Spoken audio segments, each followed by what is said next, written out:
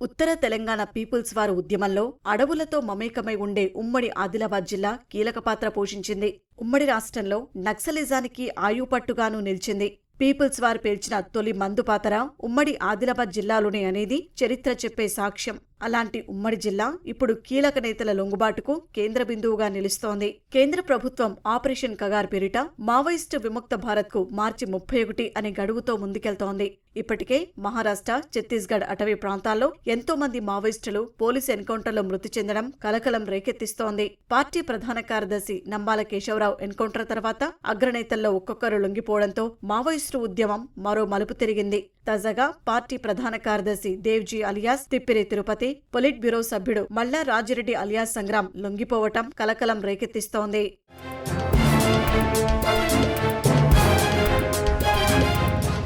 మావోయిస్టుల లొంగుబాటుకు ఉమ్మడి ఆదిలాబాద్ జిల్లాను ఎంచుకోవడం వెనుక కారణం లేకపోలేదు. తుపాకులతో కాల్చి చంపడం కాకుండా మావోయిస్టులు జనజీవన స్రవంతిలో కలిసేలా రాష్ట్ర ప్రభుత్వం విధానపరమైన నిర్ణయం తీసుకుంది. లొంగుబాట్లను ప్రోత్సహించేలా చర్చలు సైతం జరుపుతోంది. ఛత్తీస్గఢ్, కర్రెగుట్ట ప్రాంతాల్లో ఉంటే ప్రాణాలకు ప్రమాదమని భావించిన మావోయిస్టులు తమకు అణువణువు సుపరిచితమైన ఉమ్మడి ఆదిలాబాద్ జిల్లా అటవీ ప్రాంతానికి స్థావరాలు మార్చుకుంటున్నట్లు తెలుస్తోంది.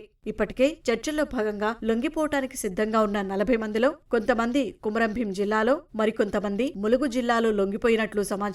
కుమ్రంభీం జిల్లాలో లొంగిపోయిన 16 మందిలో జగిత్యాల జిల్లాకు చెందిన పార్టీ ప్రధాన కార్యదర్శి దేవ్జీ అలియాస్ తిప్పిరి తిరుపతి, పెద్దపల్లి జిల్లాకు చెందిన మల్లా రాజిరెడ్డి అలియాస్ సంగ్రామ్ అలియాస్ మీసాల సత్తెన లొంగిపోవటం ప్రాధాన్యతాంశంగా మారింది. వీరితో పాటు రాష్ట్ర కమిటీ సభ్యుడు Nune Narasimha Reddy alias Ganganna, people's liberation guerrilla army సహా ఇతర క్యాడర్కు చెందిన 40 నుంచి 50 మంది పోలీసుల రాడార్లోకి వచ్చినట్లు తెలుస్తోంది.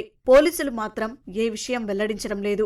వాస్తవంగా ఈ నెల 8వ తేదీనే 16 మంది నక్సల్స్ లొంగుబాటుకు రంగం సిద్ధమైంది. కానీ ఆ రోజు ఎస్ఐబి దాదాపుగా 250 మంది సాయుధ పోలీసు బలగాలతో చుట్టుముట్టడంతో అభద్రతకు లోనైన మావోయిస్టులు స్థావరం మార్చుకోవడంతో వాయిదా పడింది. తాజాగా మరోసారి జరిగిన అంతర్గత చర్చల తర్వాత లొంగిపోయిన మావోయిస్టుల వివరాలను పోలీసులు 1-2 రోజుల్లో హైదరాబాద్లోని డీజీపీ సమక్షంలో వెల్లడించనున్నట్లు విశ్వసనీయంగా తెలిసింది.